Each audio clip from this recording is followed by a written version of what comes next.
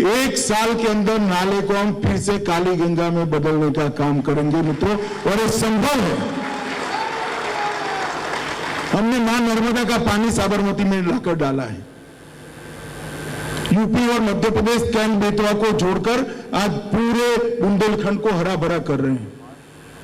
देश भर में गंगा जहां जहां से गुजरती है वहां गंगा आरती होती है। हम सब लोग गंगा को मां मानते हैं और इसमें कोई औचित्य नहीं है, मां ही है। अगर गंगा न हो तो भारत के अंदर अकाल हो जाए, खाने के लाले पड़ जाए। उसी के कारण आज हमारा देश टिका है। 15,000 साल की संस्कृति इसके आसपास बनी। इतने बड़े बंगाल में कहीं गंगा आरती होती है क्या? होती है क्या? आप एक बार भाजपा की सरकार ला दीजिए, एक ही साल में भव्य गंगा घाट पर देश दुनिया भर के महानुभाव आकर गंगा आरती यहां पर करें। कलकत्ता के इंफ्रास्ट्रक्चर के लिए क्या करा?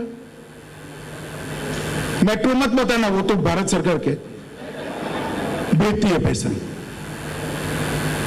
एक भी स्मोक टावर है आपके यहां? एक भी मल्टी स्टोरेज पार्किंग है आपके यहां? हमने 22,000 करोड़ रुपया और उसको लोन में तब्दील करते तो 3 लाख करोड़ रुपया कलकत्ता के इंफ्रास्ट्रक्चर के लिए रिजर्व करने का हमारे संकल्प पत्र के अंदर घोषणा किया है। और मेरा आप सबसे निवेदन है कि हमारा संकल्प पत्र डाउनलोड करके जरूर पढ़िए एक बार। और इसलिए हम इसको घोषणा पत्र नहीं कहते, संकल्प पत्र कहते। हमारा संकल्प है जो पूरा होना है। और ये तो 77 से पहले लाल भाई और अब ये दीदी केंद्र के साथ झगड़ा करने में से ही बाहर नहीं आते। मुझे बताओ भाई, बंगाल के किसान को मोदी जी हर साल 6,000 रुपया भेजना चाहते हैं, इसको मिलना चाहिए या नहीं मिलना चाहिए? मिलना चाहिए ना। 3 साल से नहीं मिलने देती है कि हमें मोदी का पैसा नहीं चाहिए। अरे दीदी, ये मोदी का पैसा नहीं है, मोदी के पास इतना पैसा ही नहीं है। तो ये मीटिंग का, हॉल मीटिंग का, इसमें आपसे भी एक अपेक्षा है।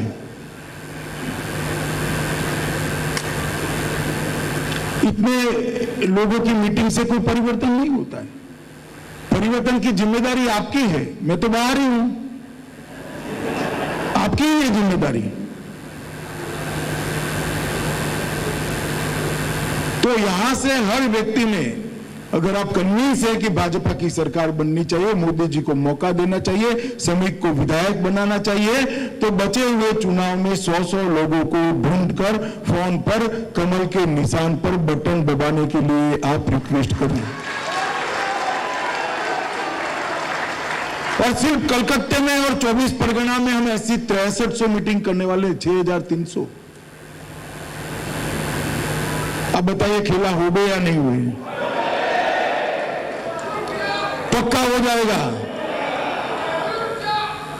आप सबने 100 फोन करने पड़ेंगे।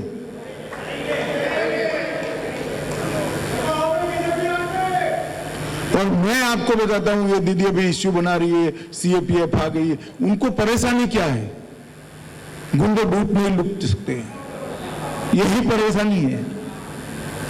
मशीन के साथ टेम्परिंग नहीं हो सकती, यही परेशानी है। अब तक के 4 चुनाव में, बंगाल के अंतिम 6 चुनाव में सबसे कम अगर हिंसा हुई है तो ये 4 चुनाव में हुई। अगर आप ऐसा भाषण न देती दीदी तो ये भी न होता। मगर मैं आपकी परेशानी समझ रहा हूं। आपकी परेशानी क्या है? क्योंकि जनता वोट ही नहीं डालती थी, गुंडे बटन दबाकर निकल जाते थे। अब इस बार जनता वोट डाल रही है, आपको भय लग गया है।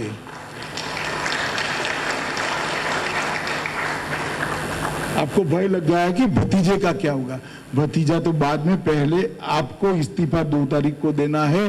जल्दी स्वस्थ हो जाइए, अपने पैर पर खड़ी हो जाइए और अच्छे से इस्तीफा देंगे।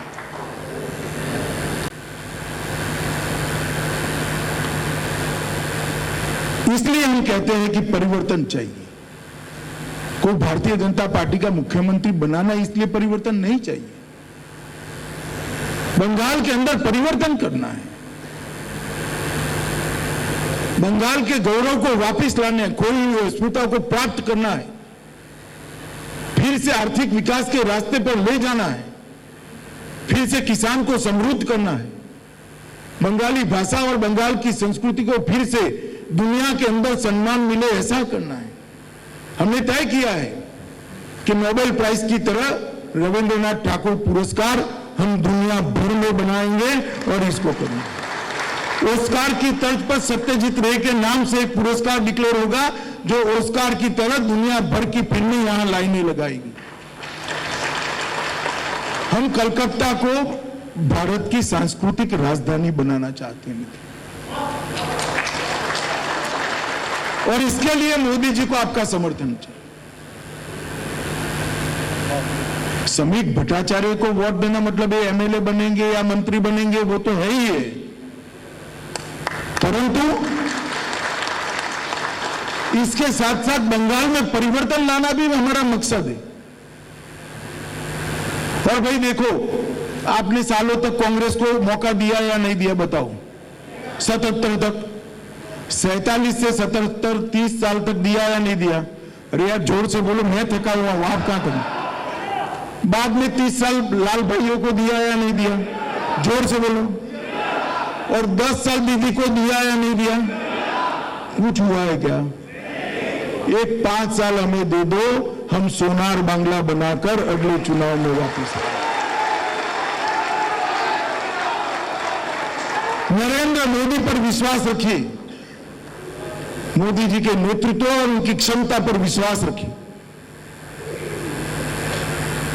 ये पुनर्जागरण जो करना है बंगाल की अस्मिता का, पुनर्निर्माण करना है जो बंगाल की संस्कृति का, गौरव देना है बंगाली भाषा को, और बंगाल को फिर से जीडीपी का सबसे बड़ा कंट्रीब्यूटर अगर बनाना है तो केवल और केवल भारतीय जनता पार्टी बना सकती और कोई नहीं।